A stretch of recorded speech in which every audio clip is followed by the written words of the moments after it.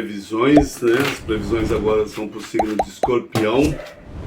Para você que é de Escorpião, que nasceu com o som Escorpião, que é de Escorpião, as previsões aí são válidas para um mês, né? No sentido geral, de forma intuitiva, com as cartas do tarô, previsões para o mês de dezembro, para quem é de Escorpião, para quem tem ascendente Escorpião, para quem tem o signo de Escorpião bem forte no tema astrológico. Se você tiver um acúmulo de planetas de Escorpião, vale aqui essas reflexões aqui, sensitivas, intuitivas, aqui com as cartas do tarô, né? Como sempre, eu estou aqui para a primeira carta tirada aqui, né? A primeira carta que a gente tirar aqui vai ser para o físico, o material, o financeiro, né, o estrutural, materialmente falando, a bufunfa, a grana. Pode falar um pouco de saúde, coisas de saúde, mas a reflexão é muito em cima do financeiro, daquilo que estrutura a pessoa. E a gente vai ter, né, na segunda carta, eu vou falar sobre o emocional, o afetivo, a base emocional da pessoa de uma forma geral, mas as mensagens muito pro afetivo, pro sentimental, pro amoroso. E a terceira carta seria o espiritual, mas seria uma síntese, uma ligação disso, trazendo mensagens principais, trazendo mais ou menos a junção das duas cartas, enfatizando a tônica desse período, né, com a chamada que eu vou fazer no YouTube. Então, bora lá, né, gente? Bora lá. Então, vamos escolher as três cartas aqui. Vamos escolher as três cartas para o físico, para o emocional e para o espiritual, para a síntese, para a fusão, para síntese desse período, desse mês de dezembro, para quem é de Escorpião, né? E tem as outras características que eu já descrevi relacionadas ao signo de Escorpião. Então, o 6 de copas, né, falando sobre o 6 é sempre uma transição, né? Sempre porque enfrenta o 5, que, como eu já expliquei, é sempre negativo, né? Aqui mostra uma transição, ou uma mudança já aceita, mudanças no trabalho, mudanças com relação de certa forma, um sacrifício aceito, né? Porque depois de passar por o Copas é água, fala muito do emocional, então algo que a pessoa aceitou, uma transição que a pessoa aceitou na vida profissional, que mexeu muito com o emocional da pessoa, mas ela acabou absorvendo essa transição. Então, um período de transição, né? O que teve que ser bem digerido, demorou um tempo, a pessoa teve que aceitar essa transição em si, né? No tarô mitológico, a gente tem no 6 de copas um momento onde que depois da decepção que Psique passou, ela volta para o mesmo local, para a mesma ilha onde ela foi posta em sacrifício, ela foi oferecida em sacrifício para um monstro, né, que segundo, né, a Afrodite fez um acordo com Urano e fez aparecer no oráculo, né, o pai de Psique foi até o oráculo e no oráculo pedia de que ele sacrificasse a filha dele para que tudo desse certo para o seu reino e para que todas as jovenzinhas virgens como a filha ficassem bem, e de que ela seria devorada pelo monstro marinho e de que ele tinha que aceitar isso. Ele aceitou, né? Aceitou aceitou mesmo sendo sua filha, aceitou sacrificar a filha pelo bem-estar do seu povoado, da sua nação, do seu condato. e a filha foi posta nessa ilha para ser sacrificada, né, supostamente para ser devorada pelo monstro. Na realidade, quem veio seria Eros, né, o deus do amor, né, o filho de Afrodite, que viria para matá-la. Mas na hora ele viu, ficou estonteado com a beleza dela, se atrapalhou todo e acabou ele mesmo se auto-flechando, e a flecha do cupido faz a pessoa ficar, pode ser mortal, mas faz a pessoa ficar apaixonada quando ela é ferida pela flecha do cupido. Ele ficou, ele já tinha ficado estonteado com a beleza de Psique, ele ficou mais ainda apaixonado pela bichinha e resolveu escondê-la e dizer para a mãe de que ela foi morta.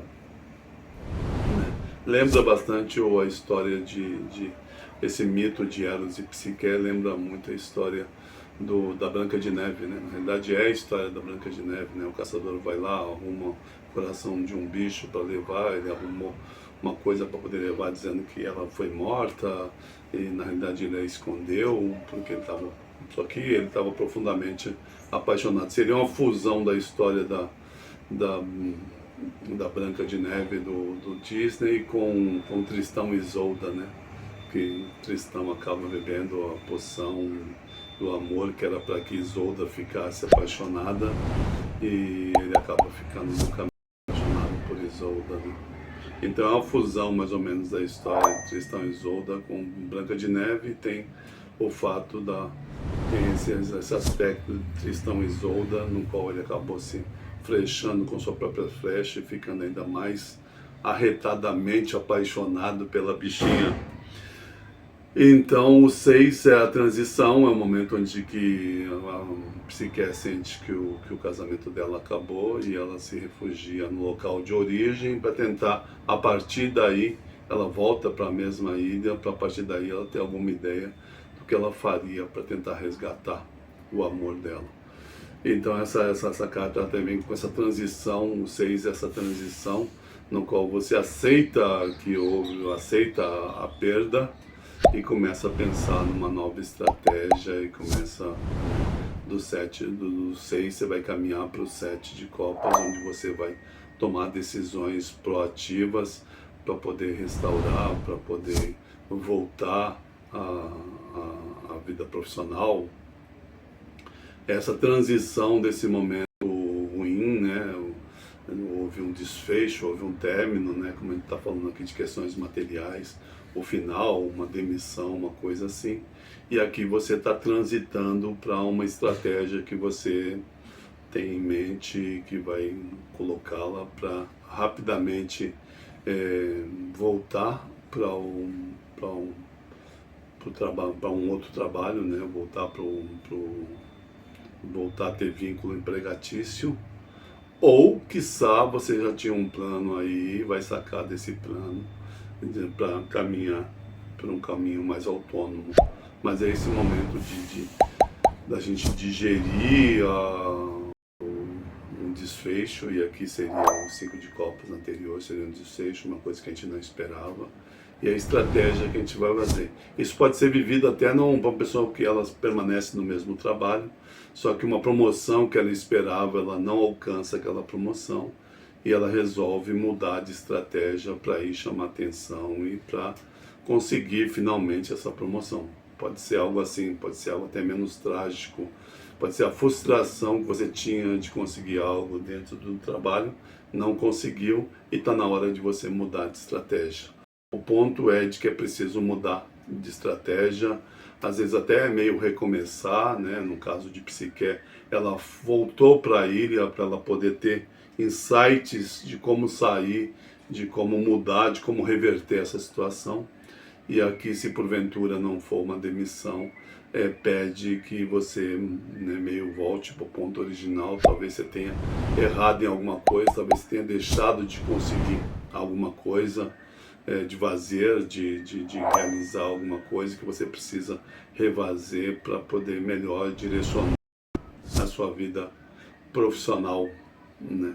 Então é um momento de transição profissional que pode não implicar necessariamente em a pessoa deixar o trabalho, e sim deixar de ter oportunidades, fracassar no intento que tinha ligado ao profissional. Então, na hora de refazer a estratégia, né? Aceitar, né? E transitar, de repente refazer tudo, meio zerar para começar de novo uma estratégia, mudar radicalmente a estratégia. Então, no plano afetivo, então copas aqui, o 10 de copas, né? Carta de casamento. Vendo que dezembro, para a maior parte dos signos, vai ser um signo, vai ser um momento até bom, um signo, vai ser um momento até bom para a vida afetiva, para a vida emocional, para casamento. O 10 de copas tem muito a ver com casamento, para o encontro do ideal. O Libra estava com um festivo, estava pimpão por uma felicidade afetiva, 3 de copas. E aqui no 10 já é consolidação de uma relação, por isso o casamento no estilo burguês, ou a consolidação de um relacionamento, né? O 10 é o cume da energia, energia de copas, energia de água, energia do amor, da emotividade, dos sentimentos. Então no 10 a gente tem o cume das emoções, o cume dos sentimentos. Então 10 de copas, ou você de escorpião, alcançando finalmente o seu Olimpo afetivo e tal, muito favorável para casamentos. Como mexe com o emocional, favorável para todo tipo de associação, combinação, para todo esse tipo é muito favorável, né? O 10 de copas, mas é uma carta que faz bastante, quase sempre em tarôs que tem ilustrações, tem um casal ali se casando formalmente ou informalmente, passando a viver junto, né? É uma carta de aglutinação, de se ajuntar, né? É uma carta ótima, é o apogeu, é o Olimpo da vida afetiva. Então, pelo visto, as pessoas vão ter até alguns desencontros e ter que refazer estratégias ligadas ao trabalho, mas o afetivo, né, dezembro vai ser um mês caliente para assuntos do coração, para casamento, para união, para uma formação duradoura de parceria, né? Favorece as parcerias em geral, apesar de que a gente está aqui numa carta falando numa casa, numa posição, falando especificamente da área afetiva, né, da pessoa. Então, muito favorável para o aspecto afetivo da pessoa, fugindo aqui do aspecto afetivo da pessoa, extremamente favorável, né, para encontrar um par ideal, né? E para pensar seriamente em passar a viver junto com esse par ideal. Para escorpião, que é bastante intenso, né? A gente fala que escorpião é fogo em água, né? Ele é do elemento água, mas ele tem um temperamento muito parecido com os signos de fogo, Áries, com o signo de Leão, um pouco, e bastante com o signo de Sagitário. Então a gente brinca que escorpião é fogo em água, né? E aí tá muito para pausa, tava copas até então, mas traz o início de várias coisas, um período bom para inícios, para novidades, para novos começos. O As de Paus fala de novos começos, o As sempre é aquela energia de começar algo, ainda não está amadurecido, vai se solidificar mais no Cavaleiro, né? No Cavaleiro de Paus a gente vai ver ele mais aguerrido, mais aventureiro, mas o As já é o começo da intenção da aventura, né? Já é a força da intenção, né? O As, que ainda não está fortalecida, ela vai ser fortalecida e internalizada no Cavaleiro, que aí vai vestir a roupa mesmo dessa intenção e vai correr atrás, e depois vai haver mais interiorização na rainha e por fim a execução no rei. né? Apesar de que o cavaleiro também é bastante executor, mas a gente vai ter a execução de forma mais plena com os reis, né? A administração, pelo menos a gestão daquilo que foi iniciado e foi internalizado na rainha, foi iniciado o primeiro movimento no pajem, né? Só que é um movimento mais sutil, um movimento mais leve, uma intenção mais leve.